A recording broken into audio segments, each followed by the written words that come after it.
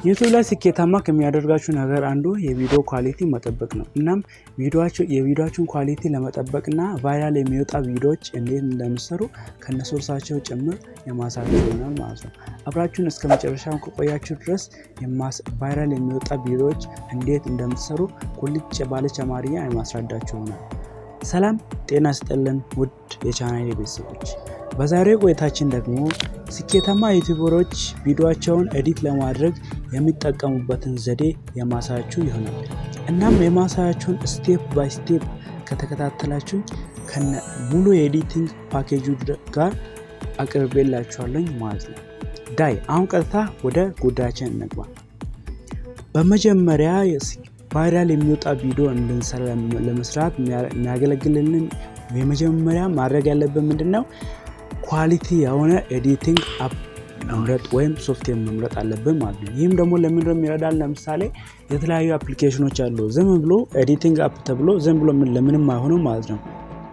ምንድነው እዚህ ጋር ኤዲቲንግ አፑን ስትመርጡ ለምሳሌ እዚህ ጋር አሁን ፌመስ የሆኑ አፕሊኬሽኖች አሉ ቫይራል የሚወጡ ቪዲዮዎችን የሚሰሩበት። ለምሳሌ ያን የመጀመሪያው ካፕከትን ብትጠቀሙ ሞር በጣም የተሻለ ነው። ብዙ አይነት ኦፕሽኖች አሉ እዛ ላይ እነ ግሪን ስክሪኖችን ያወጣሉ፣ የተለያዩ ግራፊክስ እንትኖች አሉ፣ ስቲከሮች አሉ፣ ኤቭሪቲንግ።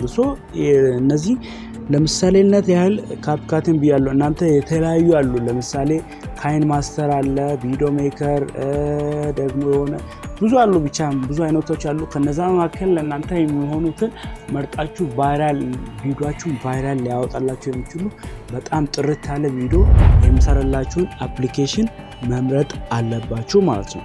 ኦኬ፣ የሁለተኛው ሐሳባችን ደግሞ ምንድነው?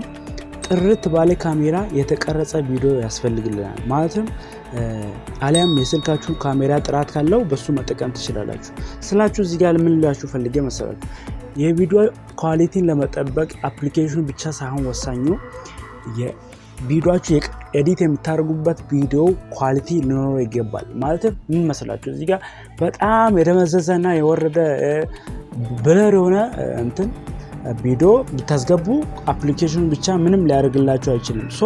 እዚህ ጋር በጣም ሐሳቡ እዚህ ጋር ምን መሰላችሁ፣ በጣም ኳሊቲ ያለ ቪዲዮ የተቀረጸ ቪዲዮ ያስፈልጋችኋል ማለት ነው። በቻላችሁ አቅም ቫይራል ቪዲዮአችሁ እንዲወጣላችሁ ከፈለጋችሁ ቪዲዮአችሁን የቀረጹበት ማቴሪያል ወይም የተቀረጸው በጣም ኳሊቲ ያለው ቪዲዮ መሆን አለበት ማለት ነው። አለበለዚያ ምንም አፕሊኬሽኑ ምንም ኢፌክት ይኖረው ምንም ይኖር ቫይራል አይወጣላችሁ። ቢኮዝ ቪዲዮአችሁ ኳሊቲ ከሌለ ማንም አያይላችሁ ማለት ነው። ስለዚህ በቻላችሁ አቅም የቪዲዮአችሁን ኳሊቲ ለመጠበቅ አስቡ። አለበለዚያ ስቶክ ፉቴጆችን መጠቀም ትችላላችሁ ማለት ነው። ከተለያዩ ዌብሳይቶች አውርዳችሁ መጠቀም ትችላላችሁ ማለት ነው። ኦኬ፣ እነዚህን ካልን በኋላ የመቀጠለው ሐሳብ ምንድነው?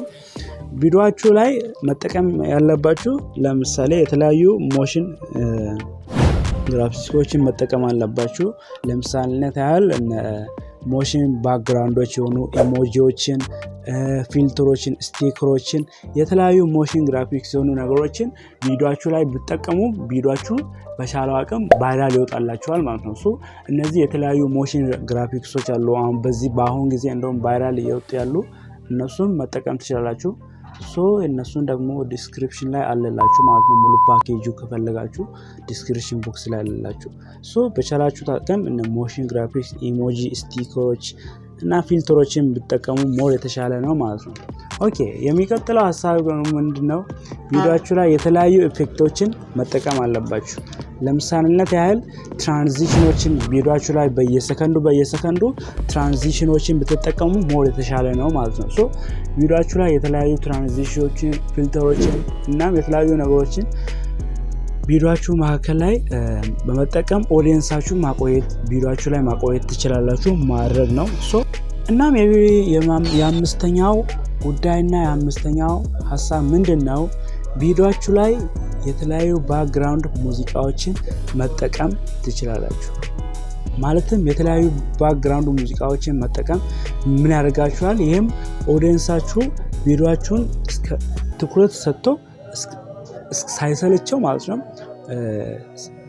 ሳይል እንዲከታተልና ቪዲዮአችሁን ያለ ስልችት እናም በጣም ተመሳስቶ ትኩረቱን ሳያጣ ኦዲየንሳችሁ እንዲከታተልላችሁ ያደርጋል ማለት ነው። ለምሳሌነት ለዚህም ደግሞ ከዩቲዩብ ኤክስተርናል የሆኑ ማለትም ከዩቲዩብ ውጪ የሆኑ ዌብሳይቶችን ሞር ባትጠቀሙ ይመረጣል። ምክንያቱም ኮፒራይት ሊልክባችሁ ስለሚችል ከዩቲዩብ ውጪ የተለያዩ ሙዚቃዎችን ባትጠቀሙ ሞር ተሻለ ነው። ቢኮዝ የተለያዩ ለምሳሌና ታያል የኮፒራይት ፍሪ ያልሆኑ ሙዚቃዎችን ቢጠቀሙ ቪዲዮአችሁን ገደል ይከታል ማለት ነው። ሶ ሞር ከዛ ከዩቲዩብ ሳትወጡ እዛው ዩቲዩብ ላይ እንዳላችሁ ሆናችሁ ዩቲዩብ ለክሪኤተሮቹ ብሎ ያዘጋጃል እዛው እንዳላችሁ ዩቲዩብ ስቱዲዮ ላይ ገብታችሁ ማለት ነው። ዩቲዩብ ስቱዲዮ ላይ በመግባት ፕሌይ ማለትም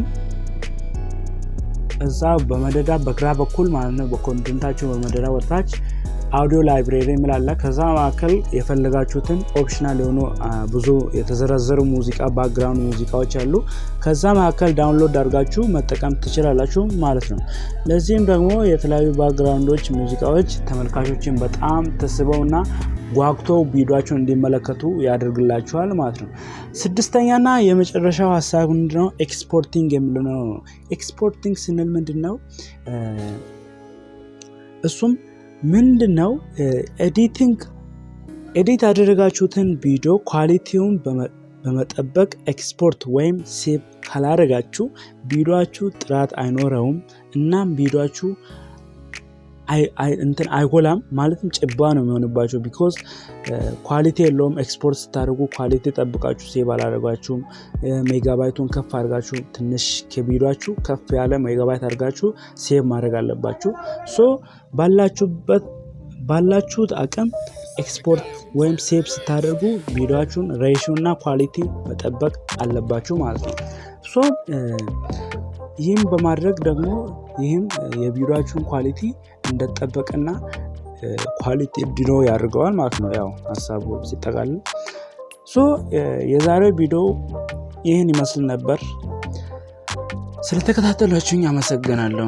ሙሉ የኤዲቲንግ ፓኬጁን ደግሞ ሊንክ ዲስክሪፕሽን ላይ አስቀምጥላችኋለሁ ማለት ነው።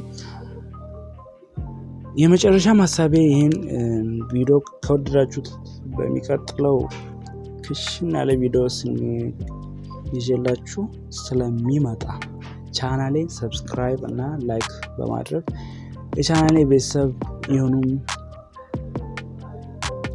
እላለሁ። የሚቀጥለው ቪዲዮዬን ስለቅላችሁ እንድደርሶ የደወል ምልክቷን ጠቅ በማድረግ ኖቲፊኬሽን ኦን ላይ በማድረግ በሚቀጥለው ቪዲዮ ስልክ እንዲደርስላችሁ ማድረግ ትችላላችሁ። በሚቀጥለው ቪዲዮ እስከምንገናኝ ሰላማችሁ ባላችሁበት ብዝት ይበልልኝ።